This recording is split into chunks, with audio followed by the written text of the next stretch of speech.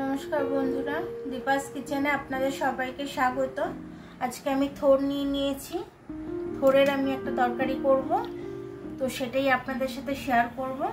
এখানে আমি জল নিয়ে নিয়েছি, যেটার মধ্যে আমি হলুদ গুলে রেখেছি একটু, যাতে থোড়টা আমার কালো না হয়ে যায়।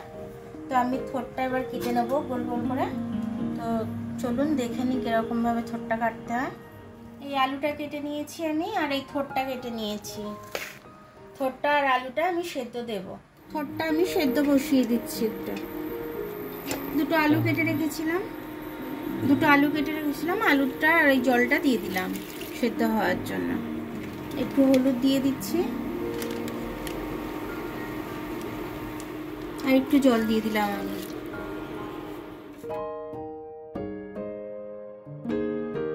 দেখুন, থোড়টা আমি সেদ্ধ দিয়েছিলাম, খুব সুন্দরভাবে সেদ্ধ হয়ে গেছে।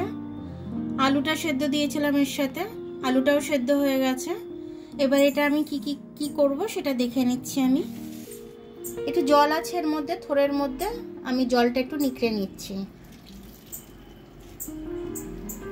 স্বাদ অনুযায়ী একটু নুন দিয়ে দিচ্ছি আমি, হলুদ একটু দিয়ে দিচ্ছি, লঙ্কার গুঁড়ো দিয়ে দিচ্ছি, অল্প করে একটু চিনি দিয়ে দিচ্ছি, টেস্টটা ব্যালেন্স হবে বলে দিয়ে দিচ্ছি আমি। এবার আমি একটু কর্নফ্লাওয়ার দিয়ে দিচ্ছি, এটা বার্নিং এর জন্য। এবার আমি সবটা মেখে নেব। আলুটাও ভালো করে মেখে নেব। একটু গরম মশলা দিয়ে দিচ্ছি আমি।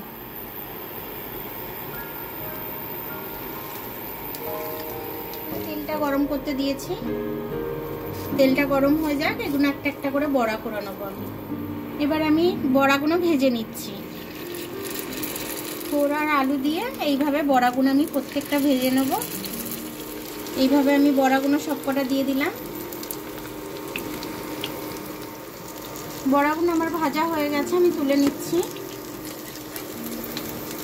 এলাচ দিয়ে দিলাম ফোড়নে, একটু জিরে ফোড়নে দিয়ে দিলাম আমি, দুটো তেজপাতা দিয়ে দিলাম, দারচিনি দিয়ে দিলাম। এটা দিয়ে খুব সুন্দর একটা গন্ধ বেরোবে। আমি আলুগুলো দিয়ে দেবো, আলুগুলো দিয়ে দিচ্ছি।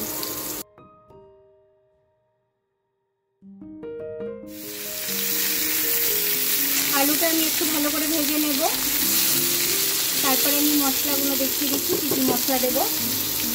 গুঁড়ো লঙ্কা দিয়ে দিলাম, এটা মশলা বানিয়ে নিচ্ছি আমি। একটু ধনে গুঁড়ো দিয়ে দিচ্ছি, জিরে গুঁড়ো 1 চামচের মতো দিয়ে দিলাম, কাশ্মীরি লাল লঙ্কা দিয়ে দিচ্ছি আমি কালার আসার জন্য। এবার মশলাটা আমি দিয়ে দেবো। আলুটা আমার লাল লাল হয়ে গেছে, মশলাটা পুড়ে না যায় সে কারণে আমি একটু জল দিয়ে দিলাম।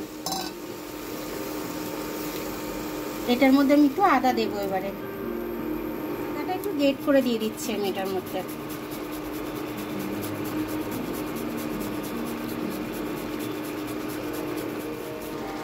এক ইঞ্চি মতো আদা আমি গ্রেট করে দিয়ে দিলাম এটার মধ্যে।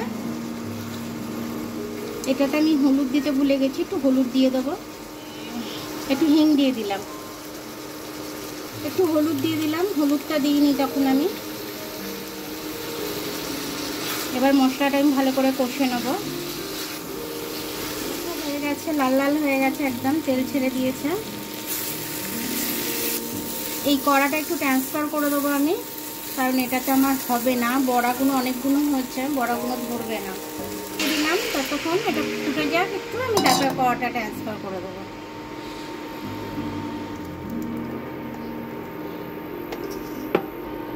নুনটা স্বাদ অনুযায়ী দিয়ে দিলাম, আগে দিতে ভুলে গেছিলাম আমি, এখন দিয়ে দিলাম। এটা চাপা দিয়ে দিলাম আমি। এবারে ধিমি আছে, আমি এটা ফুটতে দিয়েছিলাম। আলুগুলো সেদ্ধ হয়ে গেছে আমার, আলুগুলো কাটছি, ইজিলি কাটা হয়ে যাচ্ছে। এবার এটার মধ্যে আমি একটু মশলা দিতে হবে। সবার প্রথমে একটু চিনি দিয়ে দিলাম আমি, একটু গরম মশলা দিলাম, যেহেতু ফোড়নে দিয়েছিলাম ওই জন্য বেশি একটা দিলাম না। একটু ঘি দিয়ে দিচ্ছি আমি,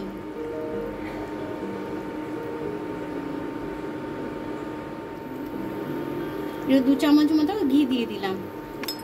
বড়াগুলো একটা একটা করে ছেড়ে দিচ্ছি আমি।